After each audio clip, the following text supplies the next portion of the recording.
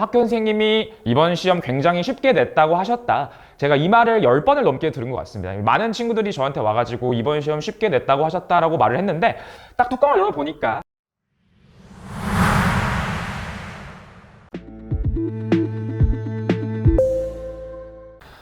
네, 안녕하세요 학부모님들. 저는 다원교육에서 수학을 가르치고 있는 수학 강사 양도인이고요.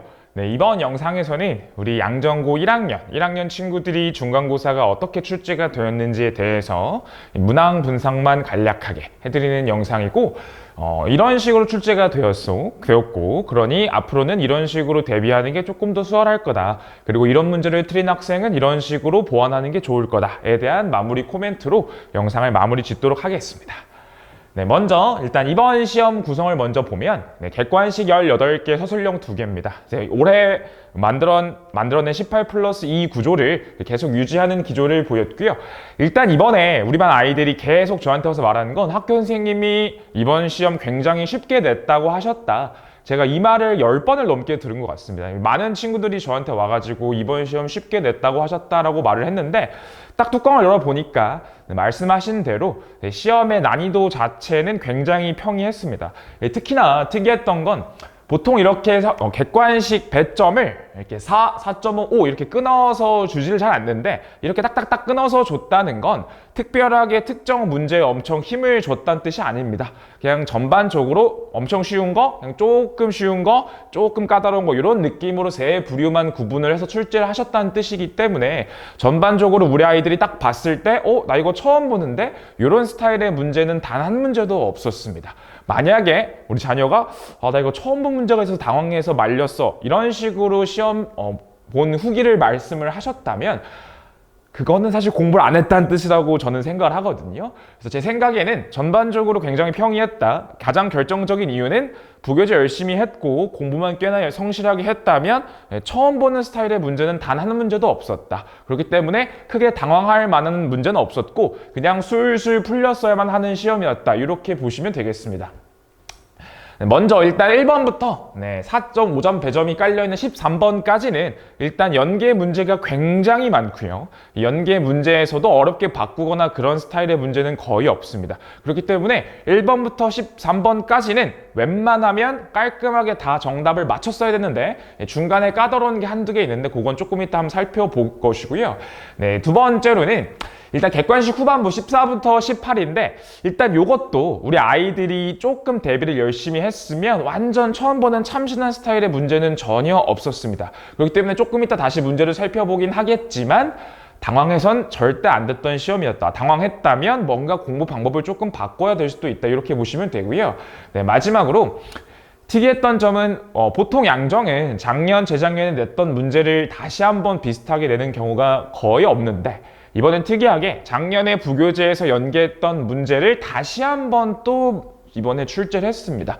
특히나 자리도 15번 자리였기 때문에 꽤나 어려운 느낌으로 출제를 하셨다는 건데 그래서 이제는 이거 작년에 나왔으니까 이 문제 부교재 문제인데 작년에 나왔으니까 올해 안 나올 거야 이런 식으로 생각하는 건 조금 위험한 생각이 들 수도 있다. 작년에 나왔지만 또 재활용해서 나올 수도 있으니까 부교재 대비할 때 작년에 나왔으니까 나 이거 안 풀어도 돼 이런 생각은 꼭 버리셔야 된다 이렇게 보시면 될 것 같고요. 그리고 이제 단원이 명제다 보니까 서술형 1번에 증명 문제가 나왔습니다.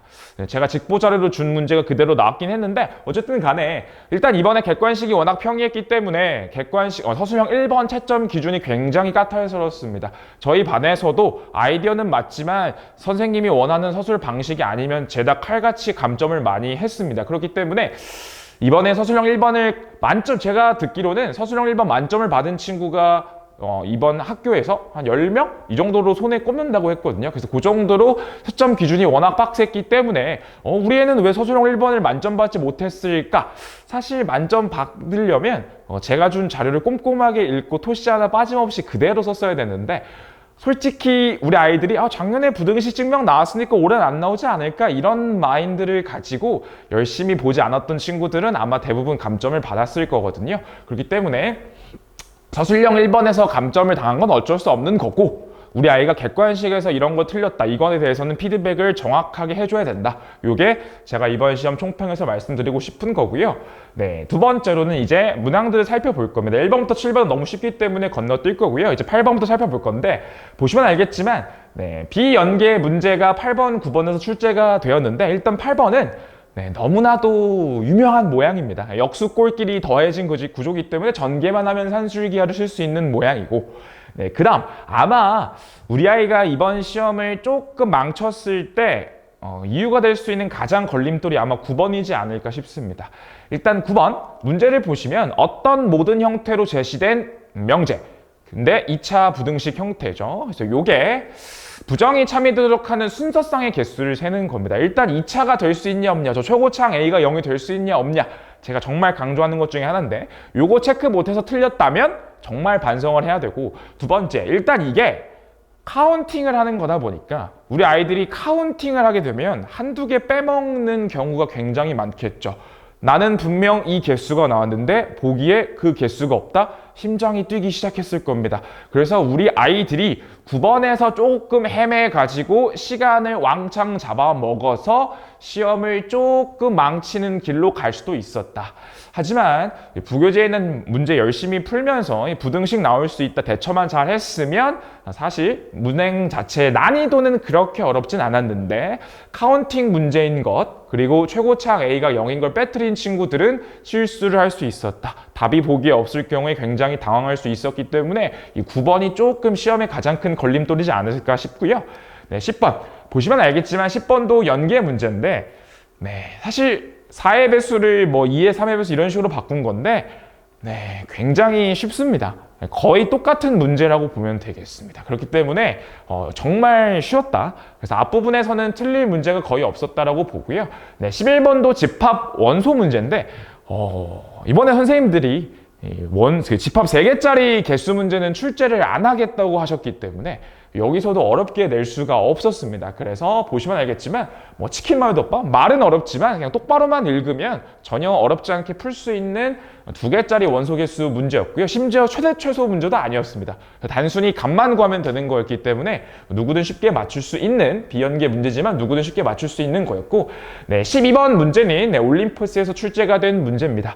요거는 기존 아이디어랑 거의 똑같은데 그냥 계산량만 조금 늘려서 출제를 했기 때문에 저희 반 친구들이 뭐 12번 풀면서 당황했다고 말했던 친구는 단 한 명도 없었고요. 네, 다음 13번입니다. 13번도 네, 올림포스 문제를 거의 숫자만 바꾼 수준이라고 보시면 되고요. 네, 14번. 14번에 이제 점을 여러 번 도형에 이동을 하는, 점의 이동을 여러 번 하는 규칙성을 발견하는 그런 스타일의 문제인데 이것도 네, 평상시 학교 기출문제들을 살펴보면 조금 까다롭습니다. XY 좌표의 대소 같은 거를 확인을 해야만 규칙이 변하는 걸 캐치할 수 있는데 네, 이번 14번 문제는 그냥 어떤 식으로 이동을 시키는지가 딱 픽스가 되어 있기 때문에 이것도 그냥 손으로 써보기만 하면 천천히 써보기만 하면 아무리 본인이 조금 실력이 부족해도 시간만 조금 투자하면 맞출 수 있었던 그런 문제였기 때문에 14번도 아이들이 뭐 어려웠었다 이런 말을 한 적은 거의 없었습니다. 네, 그 다음이 15번입니다. 이 15번이 아까 제가 말씀드렸던 작년에 올림포스 부교재 연계 문제로 나왔는데 그게 또다시 한 번 더 출제가 되었습니다.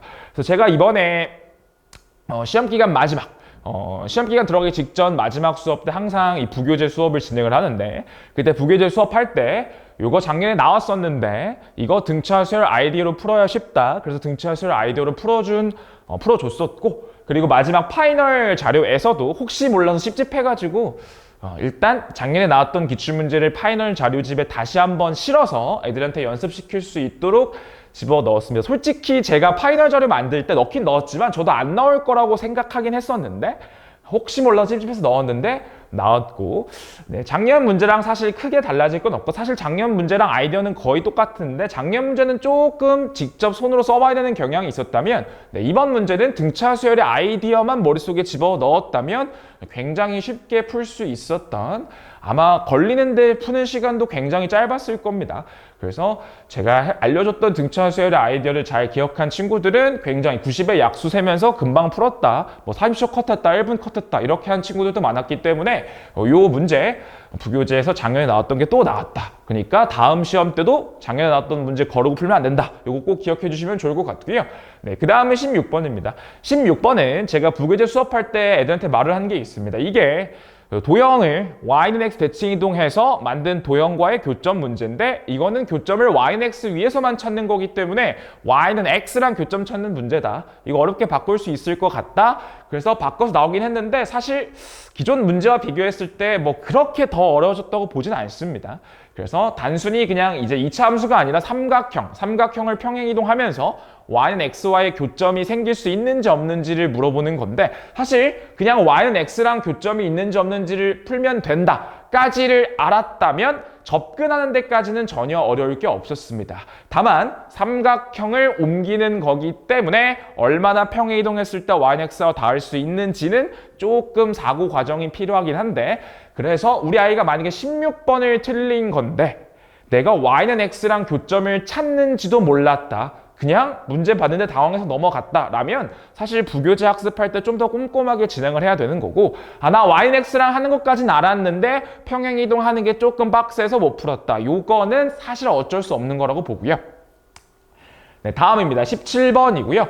네, 17번 요것도 네, 기존에 나왔던 문제랑 형태는 거의 똑같은데 다만 이게 선분 길이가 3개다 보니까 저희 반에 꽤 잘하는 친구들, 이번에 저희 반에서 보통 객관식 보면 보통 다 맞거나 1개 틀린 친구들이 한 6명, 7명 이 정도 됐던 것 같은데 그 정도로 이 객관식에서는 엄청 어려운 문제가 없었고 우리 아이들한테 물어보니까 이게 좀 잘하는 친구들 중에 많이 틀린 게 17번이었습니다. 그래서 17번 왜 틀렸는지 제가 한번 처음 풀어봤을 때 이게 선분 길이 3개를 더하는 거다 보니까 조금 당황스러울 수 있었습니다.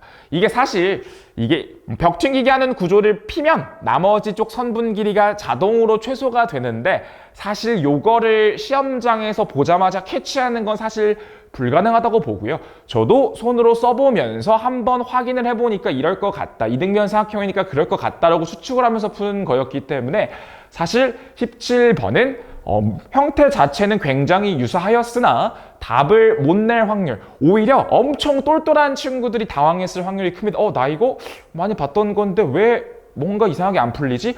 오히려 조금 겸손한 친구들은 일단 해보자로 시작한 친구들은 이게 그냥 추서가 되네? 이런 식으로 답이 자연스럽게 나왔을 텐데 머릿속으로 이거 뭔가 머릿속으로 딱 정리하고 시작해야 되는데 그게 막힌 친구들은 조금 당황할 수 있었던 이제 그런 문제라고 보시면 되고요. 네, 마지막 18번입니다. 18번은 비연계 문제로서 일단 문제를 보면 굉장히 형태 자체는 어려워 보이지만 이 문제는 창작 문제고요. 일단 제가 봤을 때는 원본 아이디어는 옛날 과거 모의 기출입니다. 그래서 제가 수업 때 다뤘었던 모의 기출 원소들을 크기 순으로 나열해서 플러스 마이너스 연산을 주고 계산하는 거고 이 문제의 핵심은 2개씩 세트로 묶어서 계산을 하는 겁니다. 그래서 그 문제의 아이디어를 본따서 원소들을 홀짝으로 나눠서 곱하기 나누기를 통해서 원래 덧셈 뺄셈이었던 걸 곱셈 나눗셈으로만 바꾼 버전의 문제라고 보시면 되겠습니다. 그래서 기니리 유도를 통해서 니은 보기를 읽으면 2개끼리 같이 연산하면 쉽겠다. 그래서 원본 문제 아이디어랑 거의 똑같습니다. 덧셈 뺄셈이 곱셈 나눗셈으로만 바뀐 거고 2개씩을 묶어서 계산하면 쉽다는 아이디어. 그래서 우리 아이들이 열심히 풀었다면 워크북에 있는 문제 열심히 잘 풀어서 자기 것으로 만들었다면 이거 봤던 문제다. 그래서 우리 반 잘하는 친구들은 어디서 봤던 문제 같다는 느낌이 들었다라는 말을 많이 했었거든요. 그렇기 때문에 이것도 봤던 문제 그리고 워크북을 열심히 풀었다면 충분히 대처할 만한 문제였다. 그리고 사실 이게 문제 자체가 원소의 개수가 워낙 적다 보니까 사실 일일이 그냥 구해서 맞힌 친구도 많을 겁니다. 그래서 문제 형태, 문제를 낸 그 정성에 비해서 아이디어를 잘 몰라도 맞출 수 있는 문제였다. 그래서 만약에 본인이 시간이 충분했다면 아이디어를 잘 몰라도 맞출 수 있었던 그런 문제라고 보시면 되겠습니다. 그래서 결국 객관식 문제들을 다시 한번 정리해보면 중간에 9번 문제, 카운팅하는 문제에서 말렸을 수 있다. 그래서 카운팅하는 문제 말리지 않으려면 사실 미리 풀어보는 게 정답이죠. 그래서 미리 워크북 풀면서 열심히 카운팅하는 거를 연습해보는 게 답이고, 두 번째, 이 부교재, 작년에 나왔던 부교재 문제를 걸으면 절대 안 된다. 작년에 나왔지만 또 나올 수 있으니까 제가 하는 말 열심히 귀담아 들으면서 놓치지 않으려고 잘 따라와줘야 되고, 마지막 서술형 문제를 좀 살펴보도록 하겠습니다. 그래서 서술형 1번은 부등식 증명이 나왔습니다. 제가 직보 자료로 규류법 증명, 대우법 증명, 부등식 증명 이렇게 세 파트로 나눴습니다. 사실 작년과 재작년은 배수를 증명하는 문제, 작년에는 부등식 증명 문제. 그래서 사실 제가 애들한테 말을 할 때는 배수 증명, 부등식 증명이 나왔으니까 올해는 유리무리수에 관련된 증명이 나올 확률은 제일 크다라고 얘기를 하면서 증명 직보 자료를 나눠줬습니다. 물론 규류, 대우, 부등식 증명 다 넣어서 준 건데, 그래서 그런지는 모르겠지만 우리 아이들이 사실 똑같은 문제가 나왔음에도 불구하고 감점을 당한 친구들이 조금 많았습니다. 제가 유리무리수가 나올 확률이 제일 크다 이런 말을 안 했어야 됐는데, 사실 저도 부등식 증명이 또 나올 확률은 조금 적다고 봤는데, 또 작년에 나왔던 게 또 나올 수 있다라는 교훈을 주면서 이 부등식 증명 문제가 그대로 나왔고요. 사실 우리 반 아이들 중에 직보자를 열심히 꼼꼼하게 읽은 친구들은 당황하지 않고 잘 서술을 했을 겁니다. 그래서 저희 반에서도 서술형 만점 받은 친구가 한 4~5명 있는데, 그 친구들은 직보자료에 있는 거 보고 당황하지 않고 잘 썼다고 했습니다. 근데 똑같은 직보자를 줬지만 나머지 친구들은 사실 감점을 꽤 당했습니다. 이게 본인 스스로 판단하는 거죠. 안 나오지 않을까? 그리고 사실 채점 기준이 워낙 빡셌다. 그렇기 때문에 이 서술형 1번 감점에 대해서는 사실 크게 피드백할 요소가 있다고 생각하진 않습니다. 두 번째는 서술형 2번입니다. 서술형 2번을 보면 도형을 주고 평행이동, 대칭이동을 어떻게 하는지, 그리고 직선 하나를 주면서 직선과의 교점은 어떻게 생기는지를 물어보는 건데, 일단 첫 번째로 1번. 어떻게 도형을 이동시키는지입니다. 사실 1번을 틀렸으면 반성을 좀 많이 해줘야 됩니다. 제가 수업 때 어떤 식으로 도형을 움직이는지에 대해서 굉장히 힘을 줘서 시험에자 할 때도 굉장히 많이 설명했고 수업쇼에도 굉장히 강조를 했습니다. 심지어 도형 이동 자체가 굉장히 쉽습니다. F1 빼기 Y, X 빼기 2. 보시면 알겠지만 F-Y 빼기 Fx 빼기 2. X평이동이랑 X대칭이동만 조금 섞으면 되는 거기 때문에 엄청 복잡한 도형의 이동도 아니었습니다. 그래서 이걸 틀렸다? 정말 제 말을 한 귀로 듣고 한 귀로 흘렸다. 이 정도 생각이 들 정도로 제가 화가 나는 정도인데 1번은 절대 틀리면 안 됐고 2번엔 도형을 옮겨놓고 이제 직선을 움직이면서 교점을 관찰하는 문제입니다. 그래서 이것도 다른 학교 기출에서 많이 나오는 문제죠. 그래서 도형을 움직여 놓고 이제 직선. 이 문제는 원점을 지나는 직선의 기울기를 조절하는 거고 이 문제는 직선을 n만큼, 2n만큼 평행이동하면서 조절하는 문제가 되겠습니다. 그래서 사실 큰 아이디어는 비슷합니다. 교점이 한 개라는 건 결국 접하거나 꼭지점에 닿을 상태이기 때문에 여기서 말하는 기울기의 최대 초소가 발생하는 상황과 거의 유사할 거니 저희 반 아이들 이번에 잘 본 친구들한테 물어봤을 때 서술형 2번에서 막혔다고 한 친구들은 단 한 명도 없었거든요. 그래서 보통 저희 반 애들이 막혔다고 한 게 16, 17이었습니다. 16, 17 요 두 문제는 조금 당황할 만했다. 그래서 16, 17을 제외한 문제에서 틀렸다. 16 솔직히 크게 말해서 18까지는 오케이. 16, 17, 18을 제외한 객관식에서 틀린 거에 대해서는 철저한 피드백이 들어가줘야 된다고 보고 자, 마지막으로는 이제 제가 생각하는 이 문제를 틀렸을 때는 이런 식으로 고쳤으면 좋겠다에 대한 말씀입니다. 먼저 1번부터 13번. 여기를 틀렸다는 건 솔직히 공부를 안 했다는 뜻입니다. 1번부터 13번 틀리면 절대 안 된다. 다만 9번에 있는 카운팅 문제를 틀렸다? 제가 준 거 열심히 제발 푸시길 바랍니다. 제가 준 것만 열심히 대비했다면 사실 당황하지 않을 거라고 보고요. 두 번째 14부터 18 여기서는 비연계도 좀 나오고 연계가 됐더라도 조금 난이도가 올라가는 건데 작년에 나왔던 부교재 문제가 또 나올 수 있으니 제발 부교재 문제 본인 스스로 거르지 말라. 꼼꼼하게 잘 대처를 해줘야 한다. 그리고 사실 18번도 모의고사 기출 변형이기 때문에 엄청 색다른 건 아니다. 내가 시키는 것만 잘 따라오면 절대 처음 보는 문제 때문에 당황하진 않을 거다. 제발 내가 시키는 거 열심히 하자. 세 번째, 17, 18 서술형 2번입니다. 이게 아까 제가 말씀드렸던 모의기출 킬러가 주는 교훈, 타학교 기출이 주는 아이디어들을 접해보는 게 중요하다. 너무 부교재만 뺑뺑이 돌리는 건 의미가 없다. 모의기출 킬러 열심히 풀어보면서 아이디어를 정리해야 되고 다른 학교 기출 나왔던 아이디어도 접해보는 게 중요하다. 마지막, 15, 16 문항을 틀렸다면 부교재 단순히 여러 번 풀기만 한 거다. 부교재가 들어있는 아이디어를 정리해야 되고 본인이 정리할 능력이 없으면 제발 마지막 시간, 제가 부교재를 정리해주는 마지막 시간에 와서 꼼꼼히 필기해서 다시 풀 때 필기 자료 보면서 다시 한번 풀길 바란다. 이게 제가 생각하는 이번 시험의 피드백 방향성이라고 보고요.